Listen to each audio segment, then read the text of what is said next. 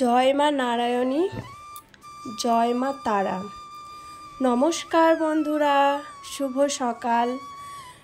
দক্ষিণ 24 পরগনা জেলার সুন্দরবন অঞ্চলের ছোট্ট একটি গ্রাম থেকে মা মান্টু ভিলেজ ব্লগে নতুন একটা ভিডিও নিয়ে চলে এসেছি তোমাদের কাছে। তো কেমন আছো সবাই? আশা করি সবাই ভালো আছো, সুস্থ আছো, আর তোমাদের আশীর্বাদে আমরাও ভালো আছি।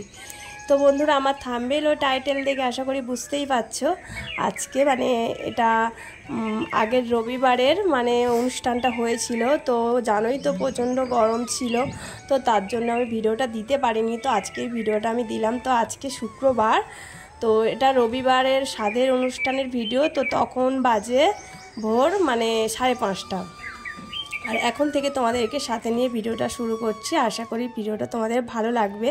ভিডিওটা স্কিপ না করে দেখার অনুরোধ রইল সবাইকে।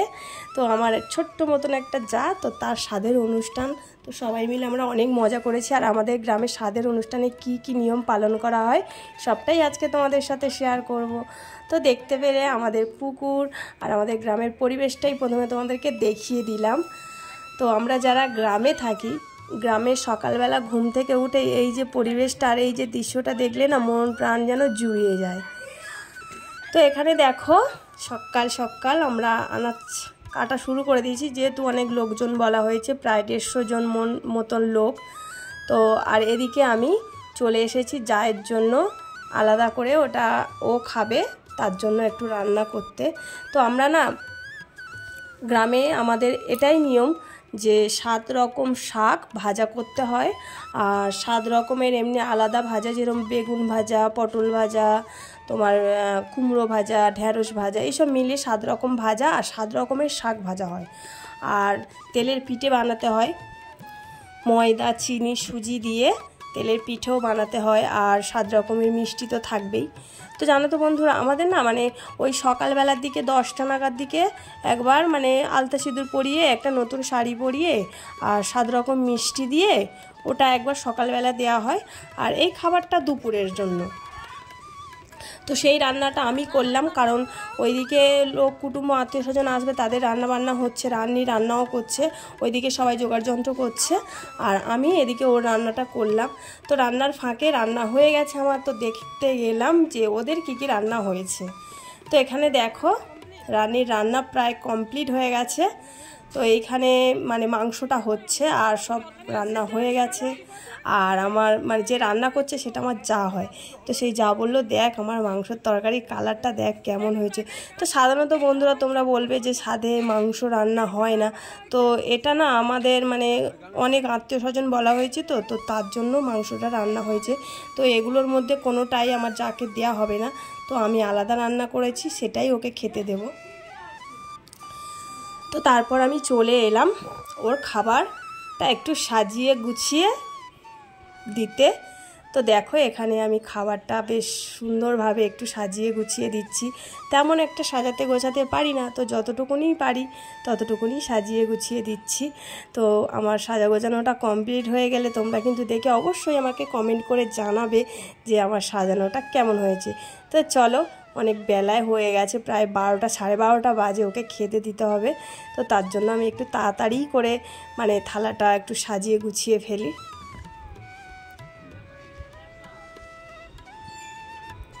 আর এইখানে দেখো একটা মাছের মাথা আছে, আর এই ক্যামেরাটা ধরে আছে আমার জায়ের ছেলে তন্ময়। তো বলছে এত বড় মাথাটা কাকিমা খাবে।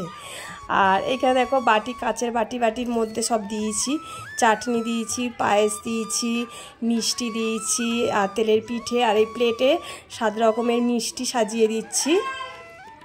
তো জানো তো বন্ধুরা, আমাদের নিয়ম এটাই যে দুপুরের এই যা খাবার খাবে, রাত্রে আর কিছু খেতে নেই। রাত্রে একটু মিষ্টি জল এইসব খেয়েই থাকবে, ভাতটাই দুপুরে একবারই খেতে হয়।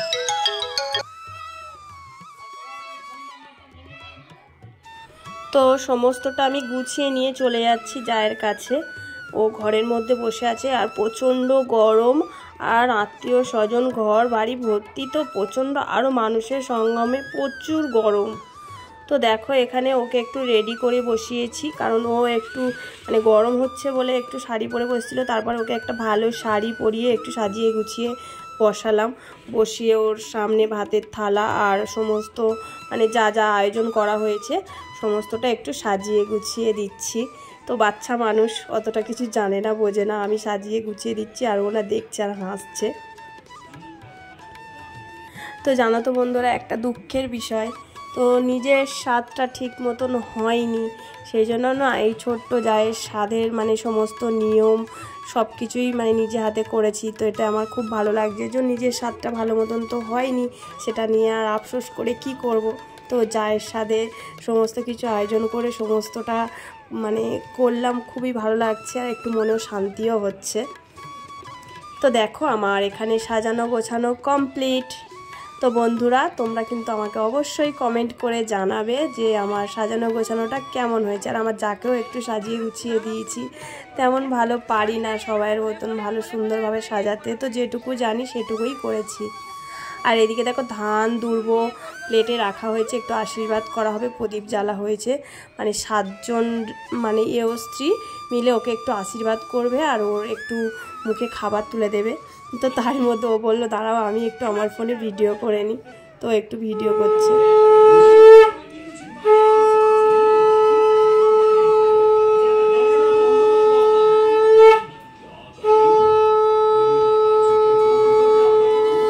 তো তোমরা একটু সবাই আমার যাকে আশীর্বাদ করো, যে পৃথিবীতে আসছে সে যেন সুস্থভাবে আসে, বাচ্চা সবাই যেন ভালো থাকে। তো তোমরা ঈশ্বরের কাছে এটাই কামনা করো।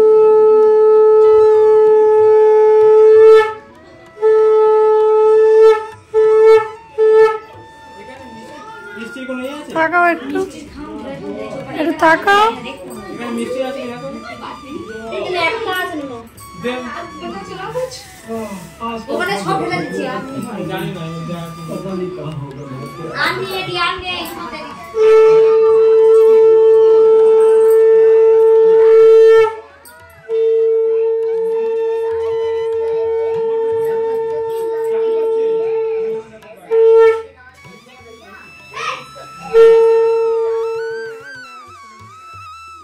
তো এখানে আমরা 5 জনই আশীর্বাদ করছি, 7 জন আর হয়নি, কারণ ওইদিকে খাওয়া দাওয়া শুরু হয়ে গেছে আর সব জায়েরা মানে ওদিকে একটু দাওয়া থাওয়া করছে, আর আমরা এখানে 5 জন যে মানে মিলে স্ত্রী মিলে ওকে একটু আশীর্বাদ করছি আর একটু মুখে খাবার তুলে দিচ্ছি।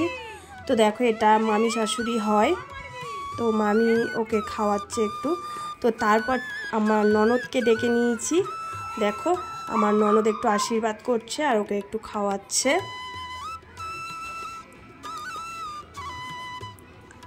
তো আমাদের একটাই ননদ, 6 ভাইয়ের একটাই বোন, তো খুবই আদরের।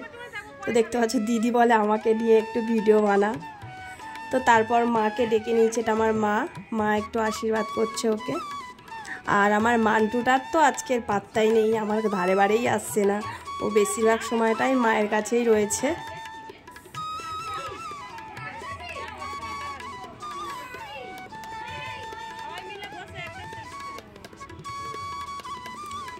আর এখানে না আমার দেওর এসেছিলো একটুখানি, তো ওকে বললাম তুই একটু পাশে বস, একটু ভিডিও করি, তো ও লজ্জা পাচ্ছিল। তো যাই হোক একটু নিচে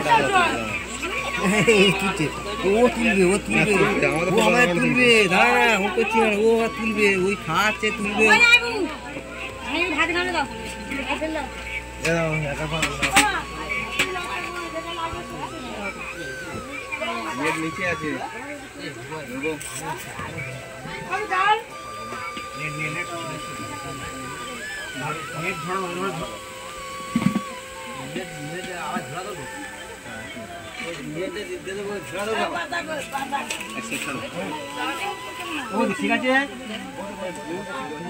তারপর চলে এসেছি খাওয়া দাওয়ার এখানে। তো দেখতে পাচ্ছ কত লোকজন হয়েছে, আমাদের বসে খাওয়া দাওয়া চলছে।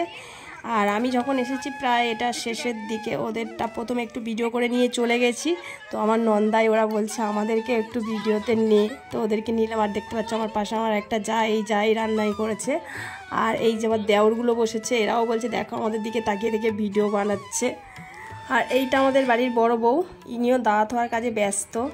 তো বন্ধুরা, ভিডিওটা আজকের আমি এখানেই শেষ করছি। আর আমাদের সমস্ত নিয়মকানুন সব কিছুই তোমাদের সাথে শেয়ার করলাম।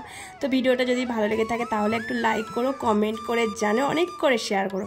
আর আমার চ্যানেলে যারা নতুন বন্ধু, চ্যানেলটিকে সাবস্ক্রাইব করে আমার পাশে থেকো। সবাইকে টাটা।